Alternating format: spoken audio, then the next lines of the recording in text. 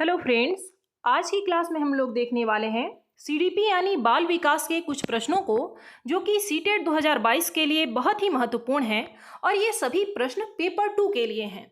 देखिए, पेपर 1 में और पेपर 2 में सीडीपी का जो सिलेबस है वो समान रहता है, लेकिन प्रश्नों का जो स्तर होता है उसमें काफ़ी अंतर देखने को मिलता है और यही वजह है कि पेपर 1 तो लोग आसानी से क्लियर कर लेते हैं, लेकिन पेपर 2 में ज़्यादातर लोग असफल हो जाते हैं। तो इसके लिए ज़रूरी है कि हम ज़्यादा से ज़्यादा उन प्रश्नों का अभ्यास करें जो कि पेपर 2 में अब तक पूछे गए हैं। तो चलिए शुरू करते हैं आज की क्लास को। देखिए, पहला प्रश्न है, एक गति विषयक अक्षम विद्यार्थी एक प्राथमिक विद्यालय में दाखिला लेती है। निम्न में से कौन सी पद्धति इस बच्ची के स्कूल के समावेश को सुसाध्य करने में सहायक नहीं होगी? ऑप्शन ए है विद्यालय की निचली मंजिल पर कक्षा को क्रियान्वित करने का प्रावधान करना, बी है समकक्षियों में समानुभूति की भावना का विकास करना, सी है आधारभूत संरचनाओं में उपयुक्त बदलाव करना और डी है अक्षमता के प्रति सहानुभूति जताना। तो देखिए, इसका जो सही आंसर हो जाएगा वो है ऑप्शन डी। हमें उनके प्रति सहानुभूति नहीं जताना है, बल्कि समानुभूति की भावना का विकास करना है। साथ ही गति विषयक अक्षमता है, तो इसके लिए हमें संरचनाओं में, जो भी स्कूली संरचना है उसमें कुछ बदलाव करना होगा ताकि वो भी सहज रूप से सीख सके। और विद्यालय की निचली मंजिल पर कक्षा को जब क्रियान्वित करेंगे तभी तो वो जा आ सकेगा। अगर ऊपर की मंजिल पर यह कक्षा कार्य हो तो वहाँ तक पहुँचने में उसे मुश्किल होगा। तो ये सभी ऑप्शन हमारे इसके लिए सहायक होंगे और ऑप्शन डी इसके लिए सहायक नहीं होगा, तो यही ऑप्शन हमारा सही हो जाएगा। दूसरा प्रश्न है, एक सामान्य स्कूल में विशिष्ट अधिगम अक्षमता वाले विद्यार्थियों के संदर्भ में कौन सी रणनीति सुसाध्य नहीं है? ऑप्शन ए है जहां मुमकिन हो वहां अधिगम को विशिष्ट क्षेत्र में छूट, बी है पाठ्यचर्या में विवेकी समायोजन, सी है की गई त्रुटियों पर निरंतर नकारात्मक टिप्पणियां और डी है व्यक्तिगत शिक्षा योजना। तो देखिए, इसका जो सही आंसर हो जाएगा वो है ऑप्शन सी। त्रुटियों पर हमें नकारात्मक टिप्पणी नहीं करना है, बल्कि उसे सीखने के रूप में प्रोत्साहित करना है। त्रुटियां कभी भी गलत नहीं होती। बच्चों की जो त्रुटियां हैं वो बहुत ही महत्वपूर्ण होती है, वो उससे सीखते हैं गलतियां कर करके, तो उन पे आपको नकारात्मक टिप्पणी बिल्कुल भी नहीं करना है। अगला है, बच्चों को आंतरिक रूप से अभिप्रेरित अधिगमकर्ता बनने के लिए किस तरह प्रोत्साहित किया जा सकता है? ऑप्शन ए है हौसला बढ़ाने के लिए इनाम देकर, बी है त्रुटियां करने पर दंड देकर, सी है अधिगम प्रक्रिया के दौरान की गई त्रुटियों से सीखकर बिना किसी नकारात्मक दंड के डर के बिना, और डी है शिक्षिका द्वारा कक्षा में खास उपलब्धि वाले विद्यार्थियों पर खास ध्यान देकर। देखिए, दो चीजें होती हैं। अभिप्रेरणा जो है वो दो प्रकार का होता है, एक आंतरिक होता है और एक बाह्य होता है। जब बच्चा किसी भी बाह्य वस्तु को पाने के लिए अगर कोई काम करता है, जैसे अगर बच्चे को कहा जाए कि अगर तुम अपने एग्जाम में अच्छे नंबर लाओगे तो तुम्हें फोन दिला दूंगा, या फिर कोई भी ऐसी चीज, तो हमारा बाह्य मोटिवेशन हो गया, बाह्य अभिप्रेरणा हो गया। और बच्चा अगर आंतरिक रूप से खुद ही यह कार्य करता है तो हमारा आंतरिक अभिप्रेरणा हो गया। तो इसका जो सही आंसर हो जाएगा वो है ऑप्शन सी। हमें किसी को इनाम देकर हौसला नहीं बढ़ाना है, यह आंतरिक अभिप्रेरणा नहीं हुआ। साथ ही त्रुटि पर दंड नहीं देना है। अगला है कि शिक्षिका द्वारा कक्षा में खास जिनका ज़्यादा मार्क्स आया है, आप केवल उन पर ध्यान देंगे तो बाकी बच्चों में नकारात्मकता भर जाएगी। तो इसलिए आपको ऐसा कुछ भी नहीं करना है। ऑप्शन सी हमारा सही हो जाएगा। अगला प्रश्न है, समावेशी शिक्षा के पीछे अंतर्निहित विचार है। ऑप्शन ए है अलग अलग अक्षमताओं वाले बच्चों के लिए विशिष्ट शैक्षिक संस्थाओं का प्रावधान करना, बी है दार्शनिकता कि सभी बच्चों को नियमित विद्यालय में समान शिक्षा पाने का अधिकार है, सी है बच्चों को अपनी योग्यता के आधार पर पृथक करना और व्यावसायिक प्रशिक्षण का प्रबंध करना, और डी है बच्चों की अक्षमता के आधार पर उनकी सीमाओं की पहचान के लिए उन्हें नामांकित करना। तो देखिए, इसका जो सही आंसर हो जाएगा वो है ऑप्शन बी। समावेशी शिक्षा में क्या होता है कि सभी बच्चों को, चाहे वो अक्षमता वाले बच्चे हों, चाहे किसी भी प्रकार के बच्चे हों, पिछड़े बच्चे हों, उन्हें एक साथ नियमित विद्यालय में समान शिक्षा पाने का अधिकार है। समावेशी शिक्षा इसी बात का प्रतिपादन करता है। अगला प्रश्न है, आंशिक दृष्टि वाले विद्यार्थियों के लिए निम्नलिखित में से कौन सी अधिगम सामग्री उपयुक्त नहीं है? ऑप्शन ए है बोलती पुस्तकें, स्पर्शीय सूचना पट, बी है छोटी मुद्रा वाली कार्यशीट, सी है बड़े आकारों में मुद्रित पुस्तकें और डी है त्रिविमीय नक्शे और चार्ट। तो देखिए इसका जो सही आंसर हो जाएगा वो है ऑप्शन बी, छोटी मुद्रा वाली कार्य सीट। क्योंकि आंशिक दृष्टि वाले की बात की जा रही है, ये नहीं है कि पूर्ण रूप से उन्हें दिखाई ही नहीं दे रहा है, तो ऐसे में यह हमारे लिए उपयुक्त सामग्री नहीं है। अगर उसमें छोटी छोटी मुद्रा वाली कार्य सीट हो, तो छोटी छोटे अक्षर में अगर लिखा गया हो तो ऐसे भी लोगों को दिखाई नहीं देगा। तो यहाँ तो दृष्टिबाधित छात्र की बात की जा रही है।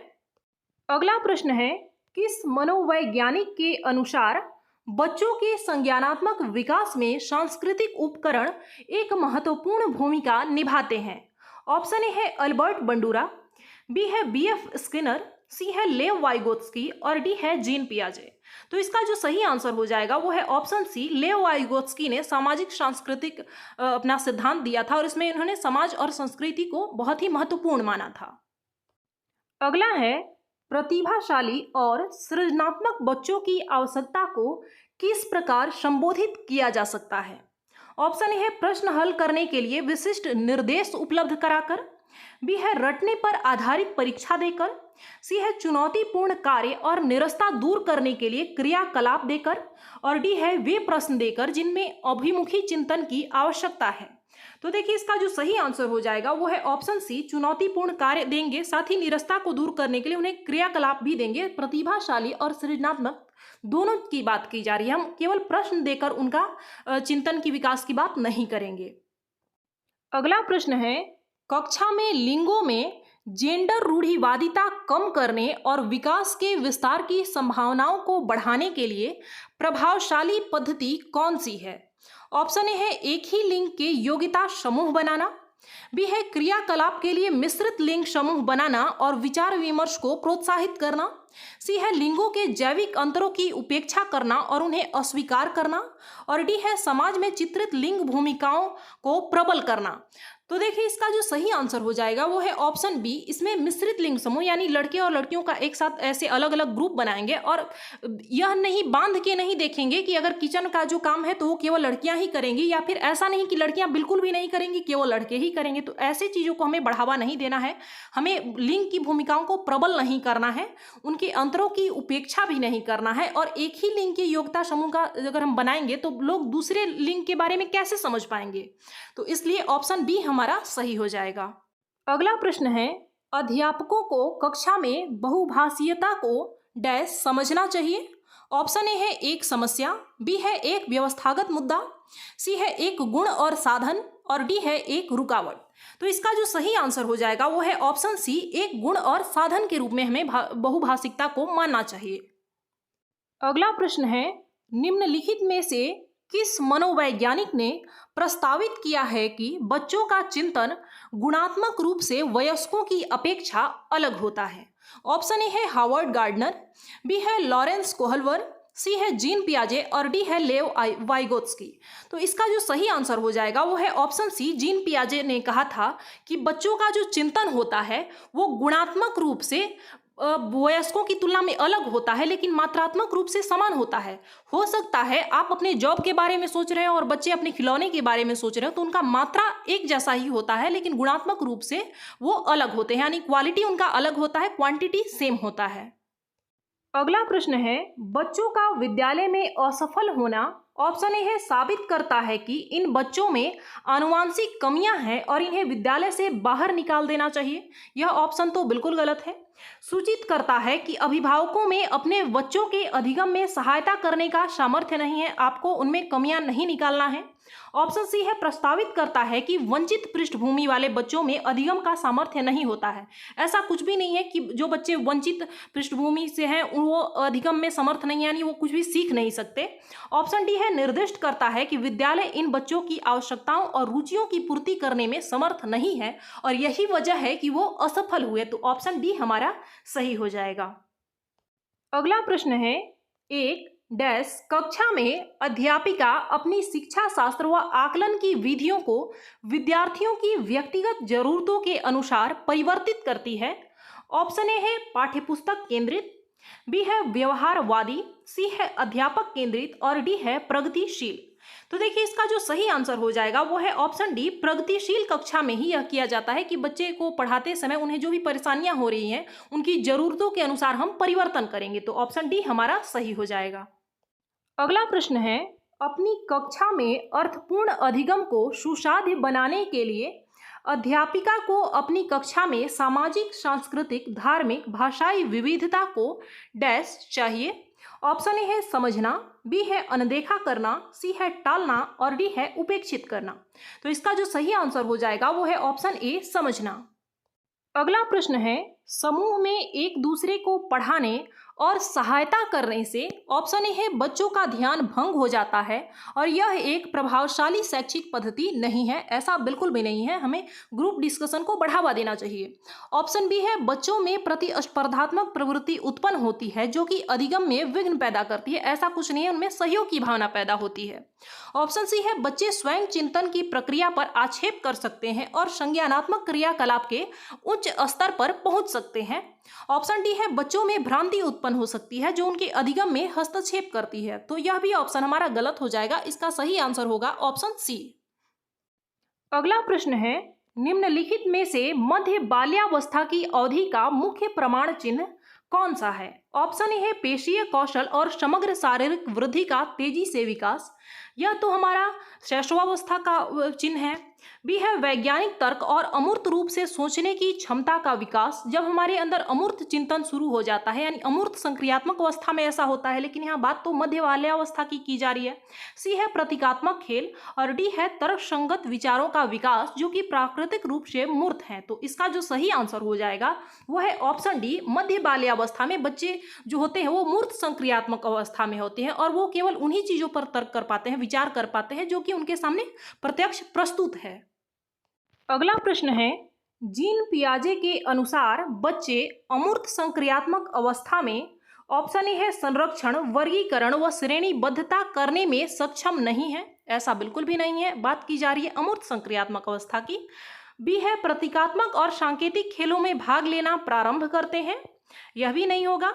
ऑप्शन सी है परिकल्पित निगमनात्मक तर्क और प्रतिज्ञप्ति चिंतन करने में समर्थ और डी है केंद्रीयकरण और अनुत्क्रमित सोच से आबद्ध है। तो इसका जो सही आंसर हो जाएगा वो है ऑप्शन सी, अमूर्त संक्रियात्मक अवस्था में बच्चे में निगमनात्मक तर्क करने की क्षमता विकसित हो जाती है, जबकि मूर्त संक्रियात्मक अवस्था में वो केवल आगमनात्मक तर्क करते हैं, यानी केवल उदाहरणों पर तर्क कर सकते हैं, लेकिन इसमें नियमों पर भी तर्क करने लगते हैं। अगला प्रश्न है, लॉरेंस कोहलबर्ग की नैतिक विकास के सिद्धांत के अनुसार व्यक्ति किस अवस्था में है जब वह विश्वास करता है कि वर्तमान सामाजिक प्रणाली को सक्रियतापूर्वक बनाए रखने से धनात्मक मानवीय संबंध और सामाजिक वर्ग जो है वो सुरक्षित रहता है। ऑप्शन ए है यंत्रीय उद्देश्य अभिविन्यास, तो ऐसा तो हमने कहीं नहीं पढ़ा।